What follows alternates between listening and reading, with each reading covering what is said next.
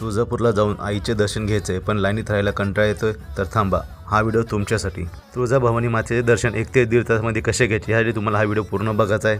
नमस्कार, मी महेश आणि तुम्ही बघत आहात द ट्रॅव्हलर। जर तुम्ही अजून चॅनल आणि पेजला फॉलो आणि सबस्क्राईब केले नसेल तर पहिलं सबस्क्राईब आणि फॉलो करा। आईचे दर्शन लवकर होण्यासाठी आपल्याला ऑनलाईन बुकिंग करायला लागते। ही बुकिंग कशी करायची मी आता पुढे सांगणार आहे। चला तर मग बघूया। ऑनलाईन बुकिंग करण्यासाठी आपल्याला तुळजाभवानी यांची अधिकृत वेबसाईट यावर क्लिक करायचं आहे। ही वेबसाईट ओपन झाल्यावर तुम्हाला असा एक पेज दिसेल। या पेजवर आपल्याला स्क्रोल करून खाली यायचं आणि इथं दर्शन पासवर क्लिक करायचं आहे। दर्शन पासवर क्लिक केल्यानंतर आपल्याला लॉगिनचा ऑप्शन दिसते। या ऑप्शनमध्ये आपल्याला मोबाईल नंबर आणि OTP टाकून लॉगिन करून घ्यायचं आहे। लॉगिन झाल्यानंतर आपल्याला दर्शन टाईपमध्ये 2 ऑप्शन दिसतात। यातील पहिला ऑप्शन आपल्याला निवडायचा आहे जो की देणगी पास आहे।